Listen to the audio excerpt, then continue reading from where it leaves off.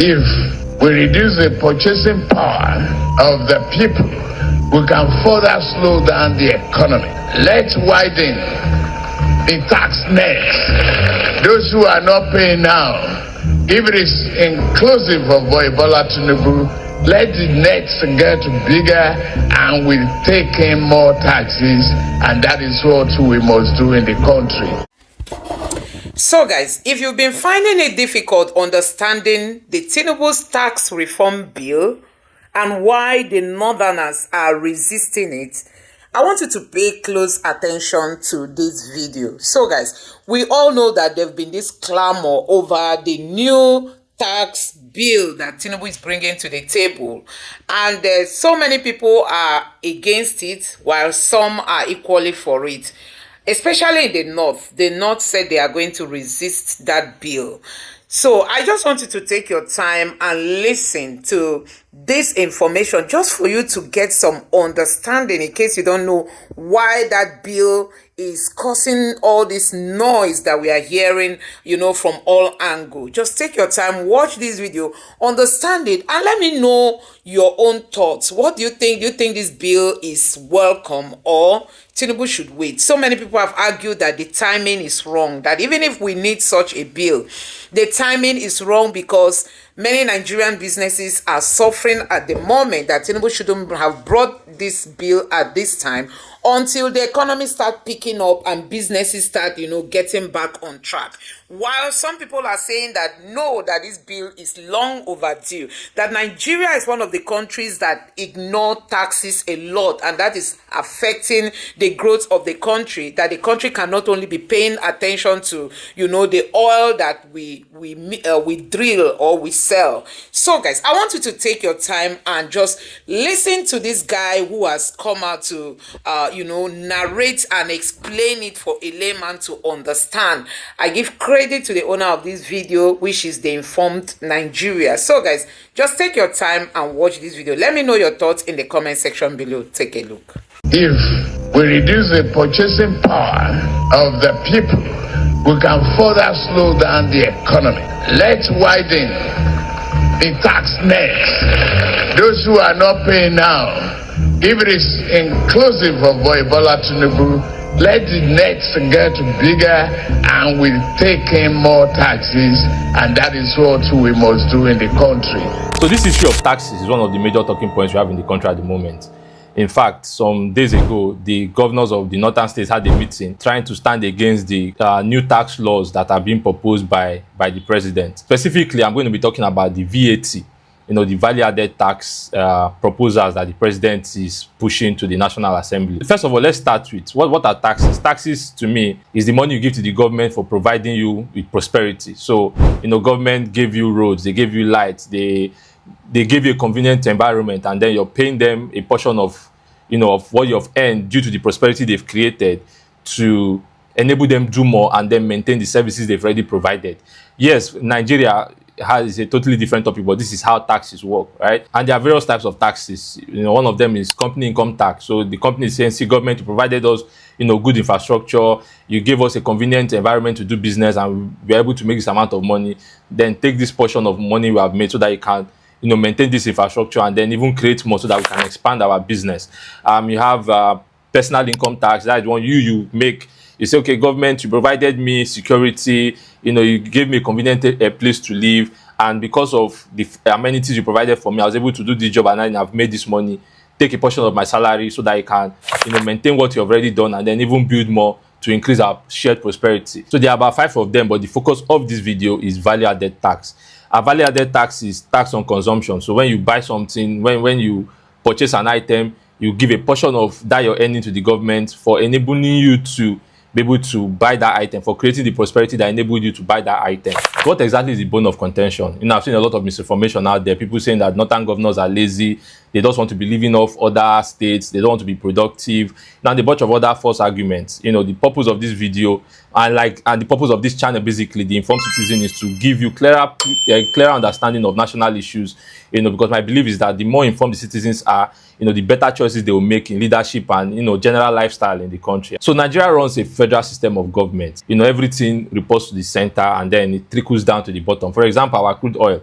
Our crude oil is gotten from majorly the South and some other states. It is shipped out of the country, and this money is brought back into the country and then shared across the three arms of government. The federal government takes, I think, about 53% of the earnings. The state government takes 37%, and then the local government takes 23%. That's how Nigeria has been. So every money the country makes goes to the top, and then it is shared across the three arms of government. So for this value-added tax, the money is taken at consumption. So when you buy a bottle of Coke, when you buy a piece of bread, if you check your receipt, you usually see the VAT in Nigeria is currently about 7.5%. So you're going to pay a portion of the items you bought to the government, and at the end of the day, this money is collated, sent to the Federal Inland Revenue Service, and then shared across the three arms of government. So currently, as it stands, VAT is shared 15% to the federal government, 50% to the state government, and then 35% to the local government. All the VAT is collected across Nigeria is collected by the Federal Inland Revenue Service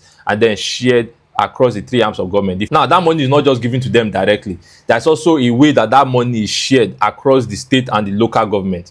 So you see that 50% and 35%, it now has some other sharing formula, right? Now, 20% of the money collected is retained by the states that the taxes are taken from. Let's say Lagos State government generates 400 million in value-added tax. 20% is retained by Lagos State government. 30% is now shared according to the population of states. So the states with the highest population take a larger portion of that money, right? And then the remaining 50% is now shared equally across the states. So that is how the value-added tax is. That's the current regime. That's how it is currently handled. However, let me try and break down what is being proposed now that is causing problems. Now, this new tax regime is saying that, see, that 100%, rather than federal government taking 15%, we are going to take only 10%, right?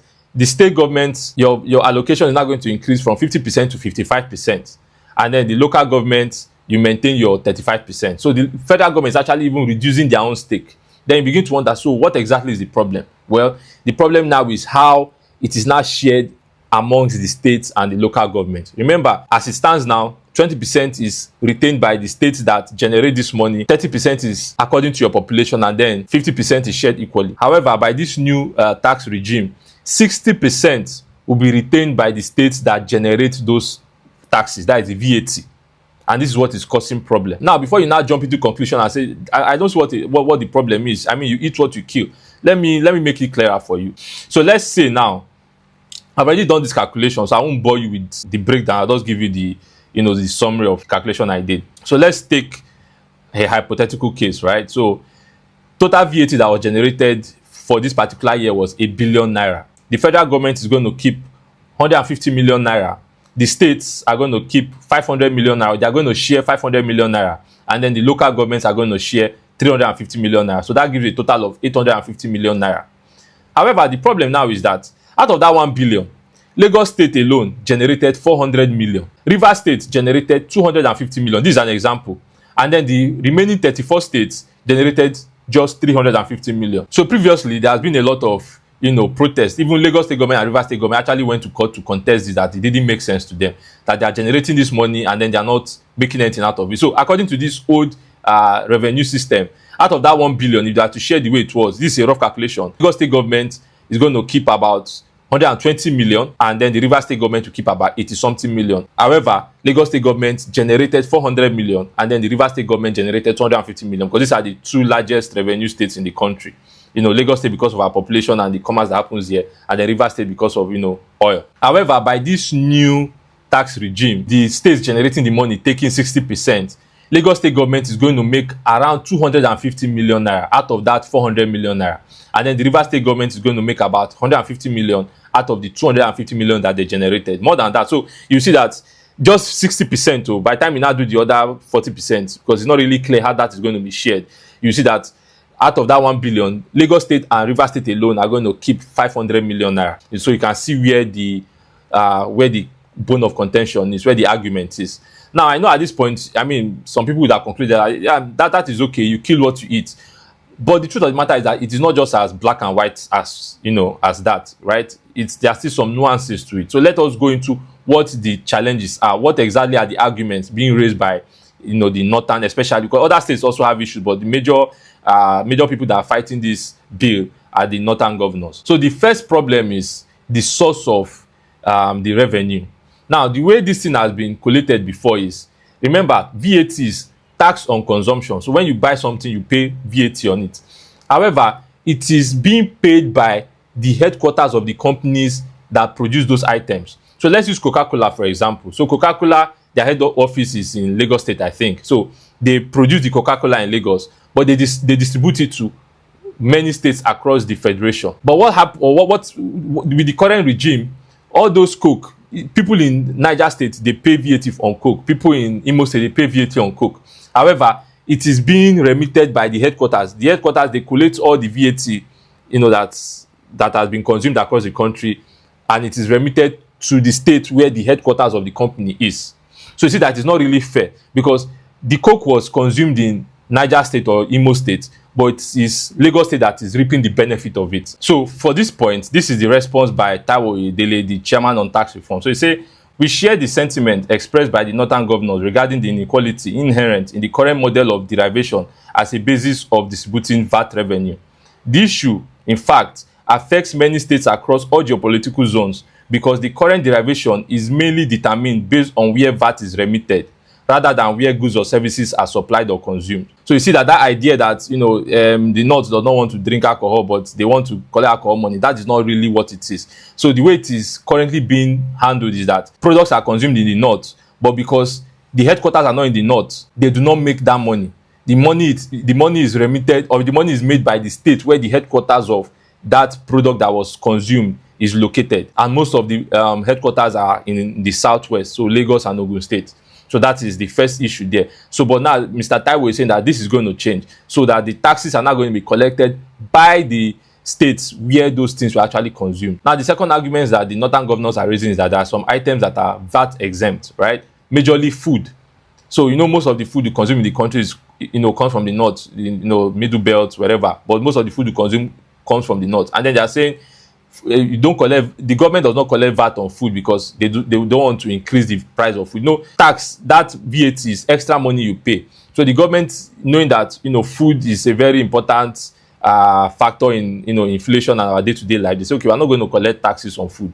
And then the north is saying, you're not collecting taxes on food, and you're also depriving us the ability to earn. However, this is the response of the chairman on tax reforms to this problem. He says, for example, a state that produces food shouldn't lose out just because its products are VAT exempt or consumed in other states.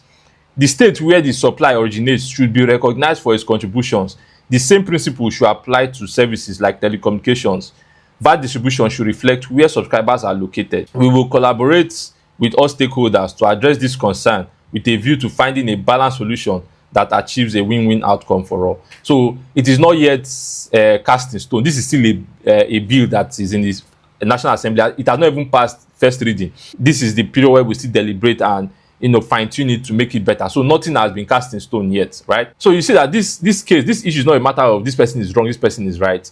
And that is why I made this video, so that you understand the scope of what the problem is, and we can have much more educated and enlightened discussion. I hope this video made sense to you. Like I said, this is not a law yet. This is still a bill, and it's going to be fine-tuned. So we're going to follow the case, and I believe that at the end of the day, we're going to have a... So guys, you have seen it for yourself. Yes, do you think this bill is worth it at this time?